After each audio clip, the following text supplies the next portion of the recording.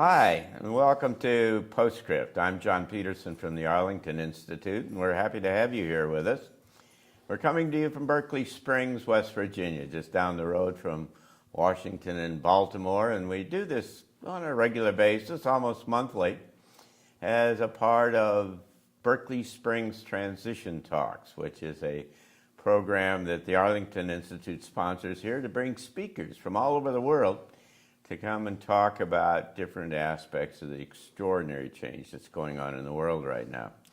This is an amazing time where you can make the case that a whole new human is emerging, and what's going to come out of the back end of this necessarily is a whole new world as well. And it has many different parts and many components, and the early indicators of all of this change are starting to poke up all over the place, and we try to identify and highlight those kinds of things here and on Saturday afternoons. And you can find out information about our program at transitiontalks.org, and we hope that you'll come out and be with us. This week our guest is Tom Drake. Tom Drake is a wonderful guy who's from the Washington, D.C. area and is most famous or notorious for having been one of the major whistleblowers from the National Security Agency. Tom identified, he was a senior executive at the NSA, and identified where there was some abuse and some almost fraudulent work, and certainly that there was a program that was being implemented that was going to spy on the American people that was literally against the Constitution. And he tried to make his seniors all the way up to the top of the organization aware of his concerns, and they all just blew him off, and he ultimately went to the Baltimore Sun, and in the end the whole program kind of collapsed, but the government came after him, and that's the real interesting story. So we're happy to have you with us, Tom. Thanks, and welcome to Berkeley Springs. Well, thank you, John. It's really an honor to be part of Transition Talks here in Berkeley Springs. Well, thank you. So I'm intrigued. Maybe you can, of course, what's really quite well known by so many people around the world is that you ultimately beat the government, and even though they wanted to put you in prison for 35 or all for the rest of your life, and then 35 years and 10 counts of felonies and treason or espionage and all these kinds of stuff, the whole thing collapsed in the end, and you were able to make your way through what for most of us would be just an extraordinarily hard thing to do. Well, it's still surreal for me when I reflect on what actually happened, but it did take place over the course of a number of years. And the trigger event, sort of the tear in the time-space continuum, was really 9/11. It was my first day on the job as a brand new senior executive at the National Security Agency. But that trigger event was cataclysmic in terms of not just world, but also secret decisions that were made at the highest levels of the U.S. government, up to and including President Bush. And I became aware of those decisions and was basically an eyewitness to history, as I have said in other fora. And as an eyewitness to history, I could not look aside, because I knew if I remained silent that I would be complicit in the subversion of our own form of governance, which is a constitutional republic, a special form of a democracy. And so I decided that I would speak up. I would actually remain true and faithful to the oath that I had taken, at this point for the fourth time, to support and defend the Constitution. What I found myself doing was defending the Constitution against my own government. Wow. Yeah. Well, they came out after you, and it cost you most, if not all, of your savings, and all. The story is very well known and can be found many kind of places, because you've been all over the internet and all over many kind of places. But I guess the thing that was interesting to me is the what did this mean to you in your personal life? I mean, did you certainly at some point, certainly after it was over, said, what was this about? I mean, for me as for you as an individual, did you ever think about that? I've gone very deep in terms of what it means, but in terms of having gone through an extraordinarily difficult period in my life, it was effectively the worst period in my life on a personal level and professional, because my entire career was blown up. Right. And yes, I take full responsibility for having blown it up because those were choices I made early on.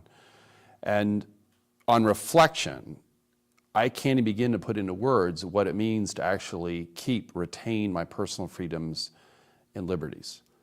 It's more precious to me now than ever. And it's one reason why I've dedicated the rest of my life to defending life, liberty, and the pursuit of happiness. Those that extraordinary set of inalienable rights that are actually declared in the Declaration of Independence. Yeah, but I mean, from a deep kind of existential point of view, where does this taking you? I mean, some of us would argue that the problems and the issues that come into our lives are all opportunities to learn, right? That if you don't have any problems, you never learn anything. I mean, you had a big problem. Well, let's just say it refocused me or focused me at an even deeper level in terms of what really matters in life. What does really matter in life? Well, that's the fundamental question, is what is life? And what is life itself? A few minutes. Yes. So my life began anew as a result of what I went through. And although it took 10 years for all this to unfold and ultimately across the pages of a number of media outlets and newspapers and magazines and several documentaries, it ultimately meant it was really a transformation of my own personal life. And so I had to start over again. How do you rebuild or recreate a whole new life given that your previous life is gone? And yet retaining the essence, the best of what you were. And that's really where this story, this extraordinary story, I'm just one life, right? But that one life is a universe unto itself. Sure. And so now that has begun to unfold for me in various ways. And so it became a silver lining. I have met people I had never met before. I'm now part of networks, formal and informal, that I would never have been part of in the past. Mm-hmm. So there's a whole new life that's actually emerged from a future that if you would look back a few years ago, it looked like I was going to end up in a different future, a future that was actually quite dystopian in nature. Sure. But having lived through it to the other side, having gone through that sort of the valley of the shadow of death, as it were, in some ways that old life is transformed. It's reborn. In what way? How are you different? There's probably a peace that passes all understanding. There's a calmness, there's a centeredness.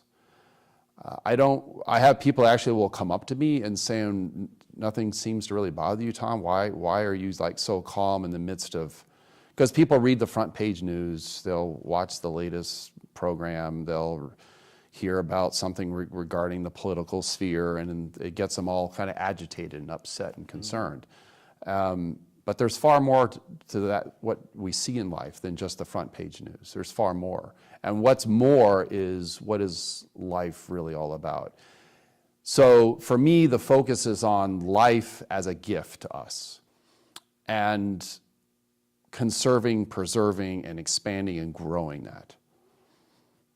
But you had a sense of that kind of peace throughout that process, if I understand you correctly, that there was certainly you were embattled legally and otherwise, but you never got really dark and depressed about it all. And so kind of what is it that sustained you throughout that whole thing? I think it's just a deep-seated connection to, one of the things I became acutely aware of through all of this is life has a way. Life sees a way. And I never sensed, nor did I ever dream, that I would end up in a dark place. As dark as everything was, as the multiple 8 balls that I was behind, to say it that way, I was never actually in the dark. So even when I was in the dark, there was still light. And that was a sustaining quality. And then I did have a very, very, very, very, very small circle of people who supported me and who I got to know. And what was it that you think that kind of gave you hope in the middle of all of that? Where did that come from? That goes further back in terms of my personal life, both professionally and personally. I used to be in the military, and so we were put through many, many scenarios, which were always worst-case scenarios. What happens if the balloon goes up? I used to fly on RC-135s and conducted electronic warfare. We were always doing scenarios where what was the worst possible thing that could happen? And even flying on airplanes, you always had to, what would happen if you had to go down? What would happen if you have to bail out of the aircraft? Right. And end up, in a parachute floating out of a clear blue sky. What would happen if you got captured? There was during the Cold War. So you were always planning for the worst case, or what would in the Cold War? What if the balloon? What if the nuclear umbrella actually manifested itself? So that's on the professional side. On the personal side, I go all the way back to having a couple of near-death experiences.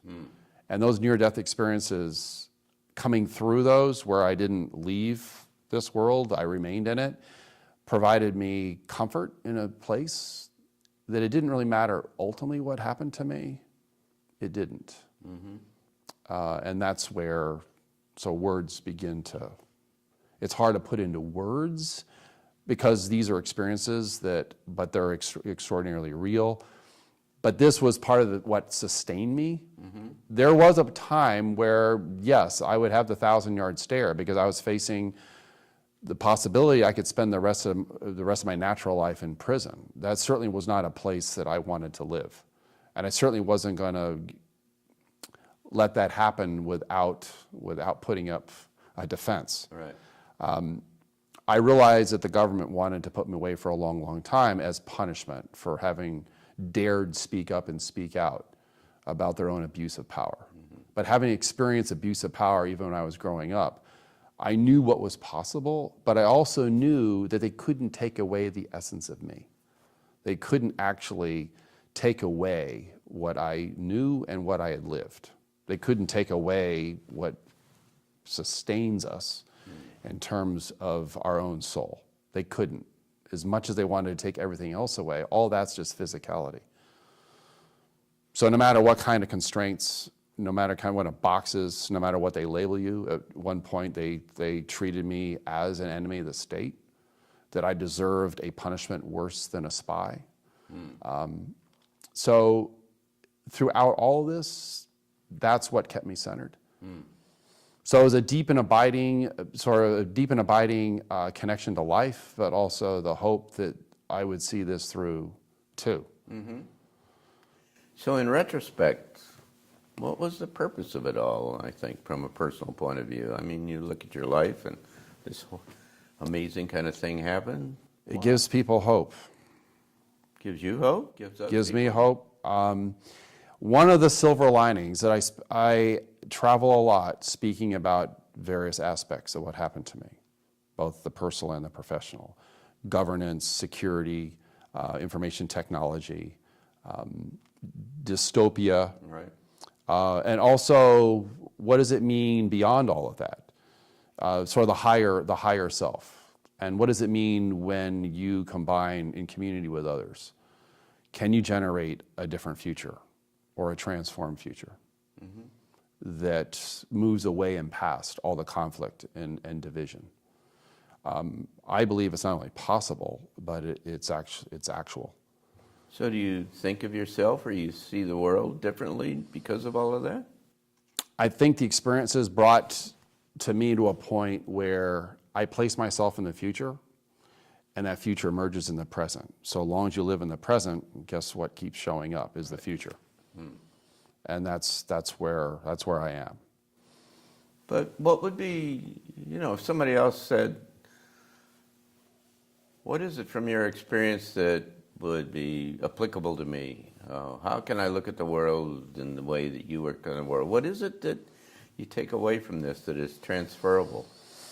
Well, I've had people that have actually, when they've heard this story of what happened to me, and the fact that I was able to withstand everything the government threw at me, and that I didn't end up in prison, that it is possible that you can in fact see it through.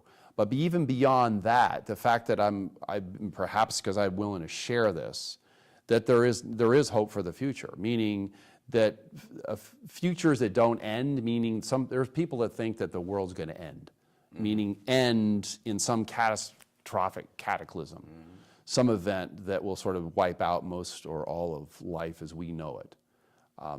That's not what I see in the future. I actually see a transformed earth, a transformed future. I want to talk about that in a minute, but this experience that you went through and the way you handled it was a direct inspiration for Edward Snowden and what Ed Snowden did.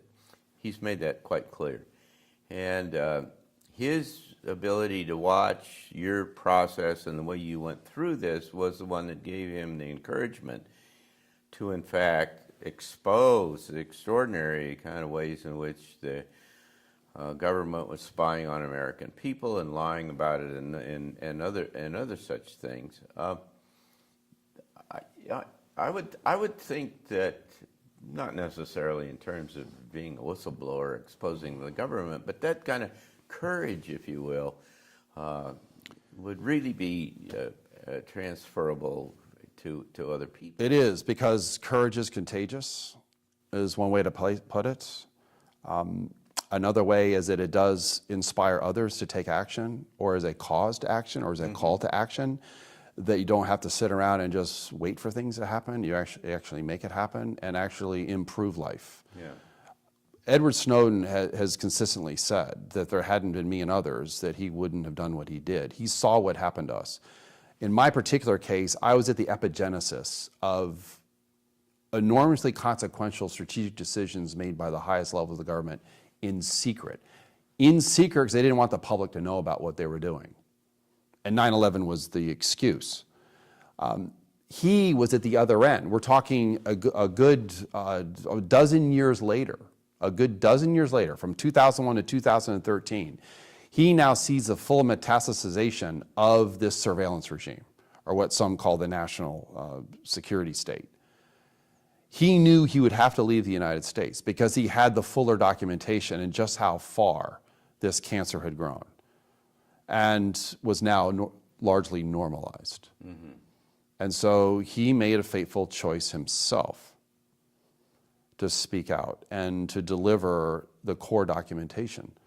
I had always hoped, I don't often say this, but I always hoped that someone like Edward Snowden would come along, that my own case, as egregious as it was, as malicious and vindictive as it was on the part of the government, but the fact that I was able to withstand and keep them at bay and retain my freedoms and liberties would be an inspiration to others to step forward, not just in this space, but in any other space. Yeah. And in many respects, I think in part, it's like you drop the pebble in the pond, it's a ripple effect.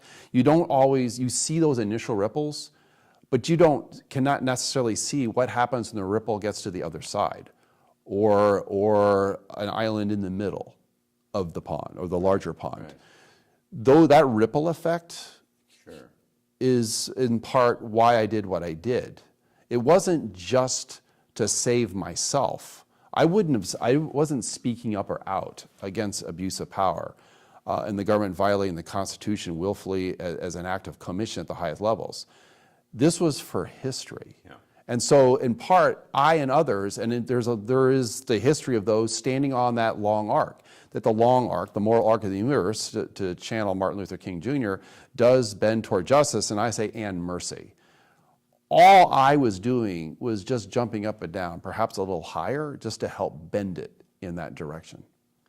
Yeah, but in the big sweep of things, as I said in the kind of the intro here, there's a big change going on in the world, and old systems are eroding, imploding, new things are coming up, and people like yourself and Edward Snowden were kind of heroes as far as I'm concerned, and certainly you showed extraordinary courage in it that perhaps if you backed away from this and over time looked at it in the future, you'd say, those were the cracks in the dike that opened things up and started to expose, shine light onto the internal kind of systems and the problems that then turned into, ultimately, we hope, a brand new world and a new, different kind of world. Yeah, and rebirth or being reborn is not, you have to crack eggshells for it to emerge, and in some ways that's what we are. It's the crack in the egg, and then you see the new future that comes out. I think in part that's where I and others stand. We're standing in a new future. In some cases it's dim, in some cases we're not fully aware of it. But it's also the edge of the future, because the edge of the future is always coming into existence. Sure. So if you're on the edge of that future, or some call the event horizon, sure. So the event horizon of our lives will give you an insight, even the vision, to see what that future is. So what do you think that future is? It's an extraordinary future. It's a future that it's more light than shadow. It's a transformed Earth and it's a transformed planet. It does not mean that it's not automatic. It doesn't mean that we don't have pain in getting through to it. I do see that there's more that will happen on Earth that's not necessarily all positive, but I think after all is said and done, that a new Earth will emerge, and that's the hope. One of the examples I use is Pandora's box. In the Greek mythology, when you open up, all the Furies escape. What lies at the bottom is hope. Yeah. So there is something that does still remain. Well, what does that mean? That hope is for the new world. That hope is for a better tomorrow. And myself and others, perhaps, and I can't fully explain this, are on that leading edge. Sure. And that edge is emerging from that future. So, as I say, ride the wave of the future, because that's it's going to take us to a new shore. Well, this clearly, I guess, from my point of view, and those of us that spend some of us that spend some time in this space, is an amazing and differently new world that's emerging. And some unconventional perspectives. It's hard to tell whether it's how much of it is metaphorical, how much is literal or not. But there is clear indications from lots of different kind of sources that say this new world is literally a kind of a new world. That if it doesn't exist in some other place, it is reconfigured here in some kind of way. It's a much longer conversation than we have time for here, but the people I know have dreams or have been taken to those kinds of places, and you've had some kind of dreams like that, I'm told. And I mean, so I don't often talk about it because it's deeply personal and it's often misunderstood with those who don't understand what this is. Some people dismiss it, but the places that I've dreamed are extraordinary, and it's very similar to what you see now. It's just it's a perfected version. A perfected Earth, and it's just extraordinary growth and incredible technology, and it just takes us to the next level, or 2 or 3 or 4 and beyond. That's how I can see it, and yet you're already seeing evidence that emerging into this present world. This is temporal. This is not what we see here is temporal. If the record of history is any indication at all, most of the major events are transformational, and there usually is a point where it tips. So up until it tips, it hasn't tipped. At the point it tips, which is its own event horizon, then all of a sudden it changes. Yeah. That's how complex systems do. They go, then boom, then you get this kind of rapid transition. All you have to do, and having stood on the south rim of the Grand Canyon, to know that was a cataclysmic event. Yeah. It wasn't just a little trickle of water in the ground. The road had a mile deep. Well, we're out of time, but I may encourage you to know that one of our speakers at Transition Talks this summer in June is, or July, I guess it is Penny Kelly. Penny Kelly is an old friend of ours who's been here a number of times before, and she's an intuitive and a psychic, among other things. And she has literally visited that other world on 3 different kind of occasions. And I know of at least one other person who either through in dreams or having been taken. And so it appears that there really is an alternative kind of reality that we're kind of headed for, and it's really doesn't work. Getting from here to there it cannot be explained by conventional science in any kind of way. Well, I certainly look forward to helping manifest it into existence. Absolutely. So thanks so much for coming and being with us today. And thank you for being with us. You found yourself at Transition Talks, and we come to you from Berkeley Springs, West Virginia, just down the road from Washington and Baltimore.